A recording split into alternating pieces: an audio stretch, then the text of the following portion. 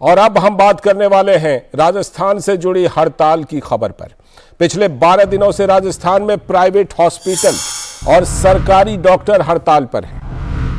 ये बहुप्रचारित right to health के नए बिल का विरोध कर रहे हैं। दरअसल अशोक गहलोत सरकार इमरजेंसी सेवा और ओपीडी बहाल होने का दावा तो करती है, लेकिन विपक्ष मरीजों की देखभाल नहीं होने का आरोप लगा रहा है। विधानसभा चुनाव से ठीक पहले सीएम अशोक गहलोत स्वास्थ्य सेवाओं में क्रांति का दावा करते हैं और राइट टू हेल्थ को जनता के लिए तोहफा मानते हैं।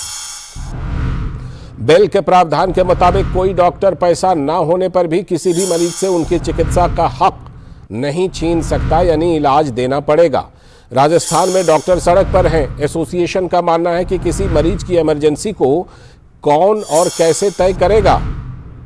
डॉक्टरों का दावा है कि बिल की आड़ में उन्हें अनावश्यक परेशानी झेलनी पड़ेगी, नौकरशाही की दखल बढ़ेगी और डॉक्टर प्रताड़ित होंगे। प्राइवेट डॉक्टरों का मानना है कि अशोक गहलोत चुनाव के लिए इसे कार्ड के रूप में देखते हैं, लेकिन मेडिकल बिल कौन भरेगा इस पर वो खामोश हैं। स्वास्थ्य क्षेत्र में बुनियादी सुविधाएं बढ़ाने की जरूरत तो है और इसी के मद्देनजर केंद्र सरकार ने आयुष्मान योजना के साथ कई मेडिकल कॉलेज और एम्स का निर्माण भी किया है। लेकिन अगर सिर्फ राइट टू हेल्थ का नारा दिया जाए और बुनियादी सुविधाएं ना हो तो टकराव तो इसी तरह की निश्चित होगी जिस तरह की टकराव हम राजस्थान में देख रहे हैं। हमारे साथ मुरारी गुप्ता जी जुड़ रहे हैं, हमारे संवाददाता, इस खबर पर हमें जानकारी देने के लिए। मुरारी जी, जिस तरह से कि ये टकराहट हम देख रहे हैं, अशोक गहलोत विधानसभा चुनाव से ठीक पहले इस बिल को लेकर के आए हैं, तो इस बिल में डॉक्टर जिस तरह से इसका विरोध कर रहे हैं, उनका क्या तर्क है और इस बीच में स्वास्थ्य सेवाओं का क्या हाल है राजस्थान में?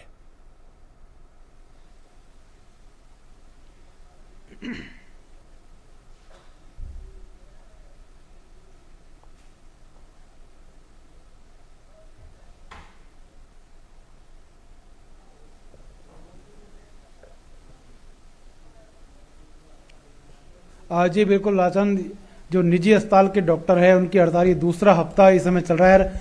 कहीं ना कहीं सरकार और जो निजी अस्पतालों के डॉक्टर है उनके बीच में लगातार गतिरोध बना हुआ है जी, जहां सरकार बिल्कुल इस पर अड़िग है कि इस बिल को बिल्कुल वापस नहीं लिया जाएगा।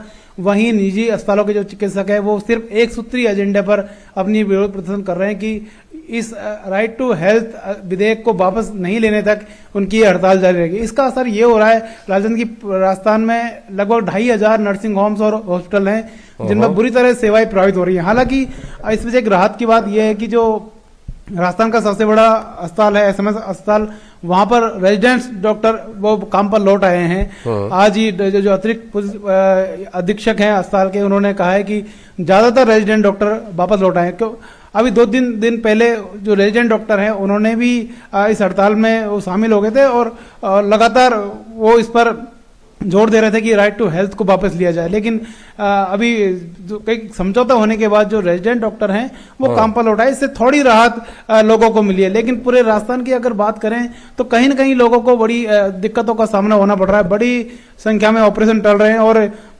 यहाँ तक कहा जा रहा है कि जो मरीज हैं वो दूसरे राज्यों में सेवाएं लेने के लिए लगातार जा रहे हैं। जी राजन, बिल्कुल जाहिर सी बात है कि ये स्वास्थ्य सेवा का वहां पर बुरा हाल है, लेकिन अशोक गहलोत क्या इसके जरिए इस चुनावी साल में कुछ हासिल करना चाह रहे हैं? मुरारी जी,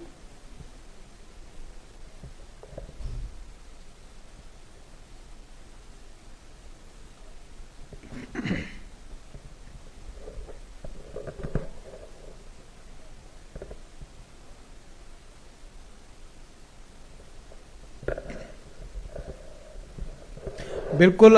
जो अब यदि राजनीतिक सियासत की बात करें तो ज़्यादातर लोगों का मानना है कि ये जो राइट टू हेल्थ बिल है कहीं ना कहीं एक चुनावी बिल है, एक लोगों को एक जिसको बोलते हैं एक संवेदनशील मामला बनाते हुए एक भुनाने वाली जैसी चीज आप कह सकते हैं। आज के जो एक बड़े समाचार पत्र में निजी चिकित्सकों ने एक बहुत बड़ा विज्ञापन इसी बात को लेकर दिया है कि किस तरह जो सरकारी चिकित्सा व्यवस्था है उनकी बदहाल है और लोग प्राइवेट अस्पताल हैं उसमें जाके अच्छी सुविधा लेना चाहते हैं। लेकिन कहीं कहीं जो सरकार है उसका ध्यान मेडिकल के जो इंफ्रास्ट्रक्चर है उस पर बिल्कुल ध्यान नहीं है। और जो निजी चिकित्सक है, निजी चिकित्सालय है, प्राइवेट हॉस्पिटल है, उनके वो लोग कहीं न कहीं पर कतरना चाहते हैं।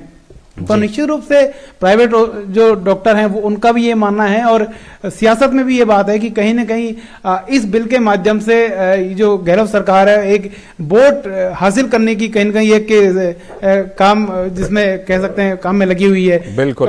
जो प्रसादी लाल मीणा जो यहाँ के हेल्थ मिनिस्टर है, उन्होंने भी स्पष्ट कह दिया है कि इस बिल की किसी भी तरह वापसी नहीं होगी। तो कहीं न कहीं जो अडामेंट सरकार की तरफ से एक अड़ियलपना है वो एक अवरोध बना हुआ है दोनों समूहों के बीच में, और इससे आम लोग जो राजस्थान की है वो लगातार परेशान हो रहे हैं। बिल्कुल, और ये परेशानी नहीं होती अगर मिल बैठ करके सबकी सलाह लेकर के इस बिल को बनाते और लाते। तो इतना सवाल तो जरूर अशोक गहलोत पर बनता है। बहुत बहुत शुक्रिया मुरारी जी जुड़ने के लिए और इस खबर पर हमें जानकारी देने के लिए। तो राजस्थान में ये बुरा हाल है, लेकिन सवाल यही उठ रहे हैं कि बिल को लाने से पहले व्यापक विचार विमर्श कर लेते, सभी की बात सुन लेते और उसके बाद बिल लेकर आते तो शायद ये स्थिति नहीं होती। इसी के साथ आज के इस वक्त में इतना ही। पूरी टीम को दीजिए अनुमति, लेकिन डीडी न्यूज पर खबरों और